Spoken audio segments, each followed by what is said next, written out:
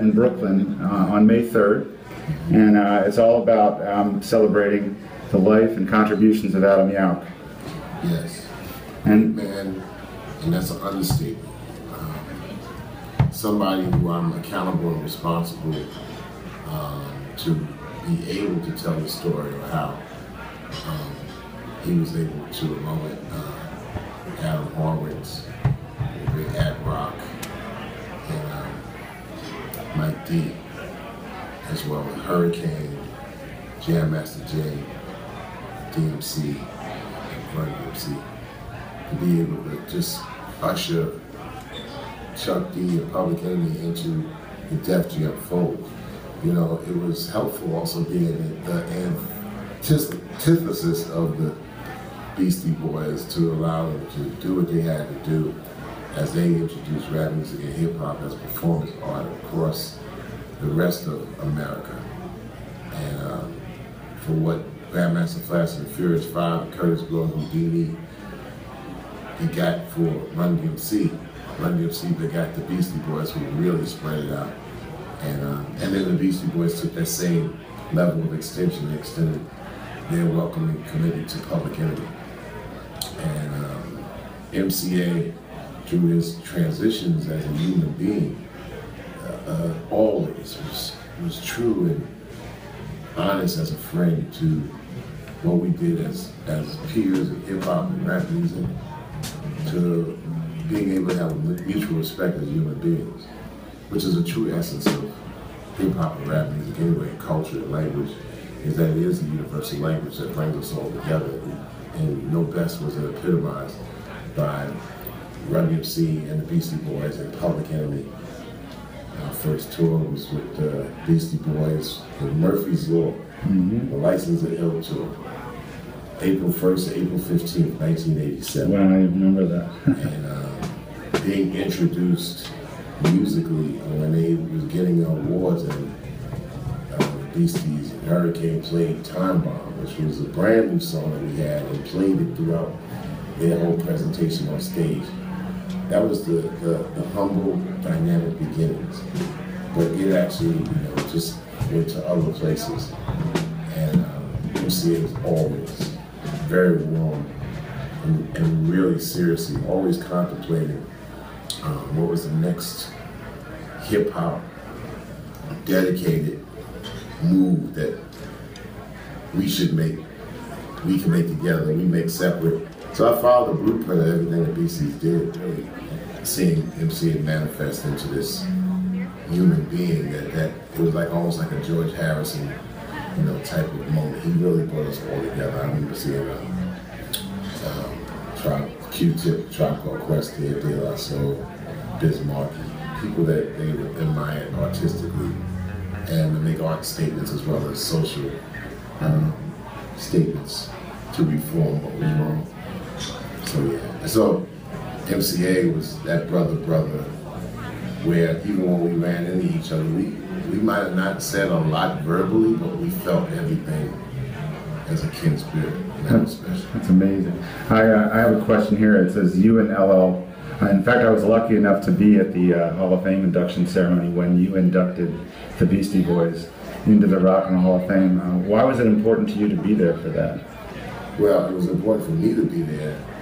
I mean, Beastie Boys probably not no Public Enemy, or the Beastie Boys playing it in front of Rick Rubin, and Rick Rubin called me for a year. But more than that, I always called the Beastie Boys, they were like the Jackie Robinsons of rap music and hip hop. They really took rap music and hip hop to areas that no other rapper could go, if they were black, brown, or person of color, or whatever. And the Beastie Boys took a lot of heat for that. And they made sure at the end of the day that you could say what you wanted to say, but they were tight. They had full belief in what they did, and they never disrespected art. This is sort of a tough question, but what message would you want to share with fans and music fans and Beastie Boy fans in particular who are really missing Adam and missing the Beastie Boys? Yeah, it becomes a little difficult. My heroes, Grandmaster Flash and Furious 5, don't have Keith Cowboy. It's one of my favorites. And my good friend Jam Master Jay, it was totally painful losing him on gun violence in 2002. Really painful. The more painful you think as you go ahead, you think about, because Jay was just that, he was that Mr. Useful everything. Hip hop wouldn't be in such a disarray if Jay was still living today, because he would make you accountable as a stand-up dude.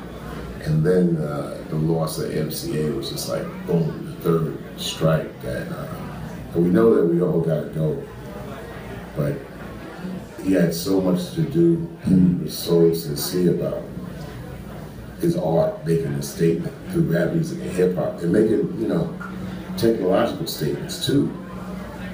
Very important to be able to say, here's a road, we're going to take the road, and you can do it too. And I mean, with his film company, with the film documentary Flow, which is based upon, you know, the uses of water and the future of water on this planet, and clean water and drinking water, and water in particular. There was things that he had on top of his mind that were revolutionary as far as world changing, especially coming from a rap standpoint. And then, you know, when the three of them would get together, you couldn't top the synergy and the energy of Adam Yauch MCA and Mike D. I mean, doing the concert. I mean, they were really, and as they were going on in the future, they really became embedded into the spirit of hip hop more than ever. So, and because they were so tight as a threesome, it makes it kind of even difficult in ways when you try to figure out what Mike D and Adam Yauch are up to. And a lot of acts, a lot of groups, you know, find difficulty when they face that crossroads, like, what do I do now? We know we can't find a replacement, but we go forward because this is what he would have wanted, you know, those things. So it's one of those things where you say the spirit of MCA is always strong, and you want to keep promoting the policy, the philosophy of the spirit, and that makes everything else come like kind of easy down the line. Well, that was kind of my last question, was really, you know, what would you say to the people that are going to attend MCA Day? But I think you kind of already said it. Yeah, when you attend MCA Day, understand it's for the organic pleasure of what the music and the art form is about. It's spreading that around. It's like spreading love, you know. And everything the Beastie Boys touched was like really seriously saluting the truth of the art form. That's important. MCA epitomized that. This is Doug B. Fresh. Much love to my brother MCA. I performed with the Beastie Boys on Conan O'Brien, performed with them in Madison Square Garden. I performed with them on the Hip Hop Honors. MCA, great guy. The whole crew, great. Much love to everybody that's showing love to MCA. Adam Yauch, oh my goodness. Hippodrome, London, Beastie Boys. What year was this? 86? No, 85 probably. Oh my God, like yes. They came to the Hippodrome, they were in London, I was there. Idolized them. Idolized the Beastie Boys. Rest in peace, Adam Yauch, memory. On and on and on and on and on. We will never forget you. You are part of the fundamental points of hip hop. Don't care what color you are. Fundamentals, right? So we definitely miss you a lot. First of all, it's like, you know, that's one of the groups that helps solidify hip hop. And what I love about MCA and the Beastie Boys, man, no matter what was going on in hip hop, every time they dropped the album, it was just like, you know, like hip hop on steroids, man. And we just love, and you know, myself, I love the way they put it down, how they represented hip hop, stayed true to the end. Make sure you'll come out and represent that brother's life, man. It's a beautiful thing. He meant a lot to us, and we owe him something in this book.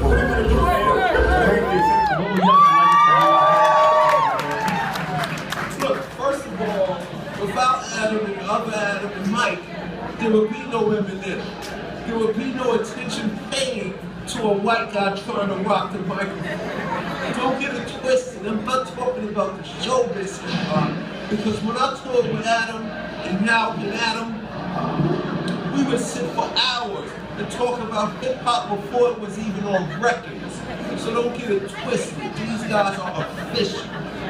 Oh, remember about that? This is crazy. This is before they got into Buddhism and all of that stuff.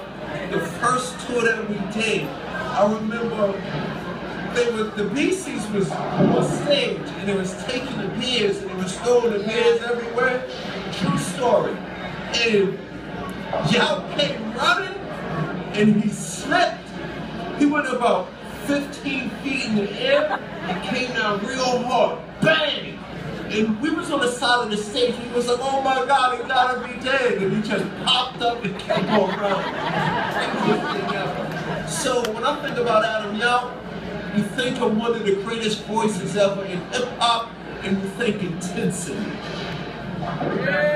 New York City, who in the past decade have lost a couple of their dear brothers. Yes. I could be talking about the Beastie Boys, and I could also be talking about Run-D.M.C. It's crazy that Run-D.M.C. and the Beastie Boys, who are brothers, each lost a member. Crazy. I can't even think in a million years that how could that happen? But that shows how close we are. We are. The thing that we gotta do is every generation from here to eternity, we gotta keep the voice alive. We gotta keep playing Beastie records without so check this out. Your Adam is hip hop, Adam is rock and roll, Adam is punk rock, Adam is music, Adam is culture, Adam is New York City, Adam is B-boy. What can you say to all the fans that are going to gather in Brooklyn this Saturday, May 3rd, and all over the world to celebrate the life of Adam Yauch? Why is it important to celebrate his life? The reason why we got to celebrate Yauch's life is because he wasn't just there for you, he is you.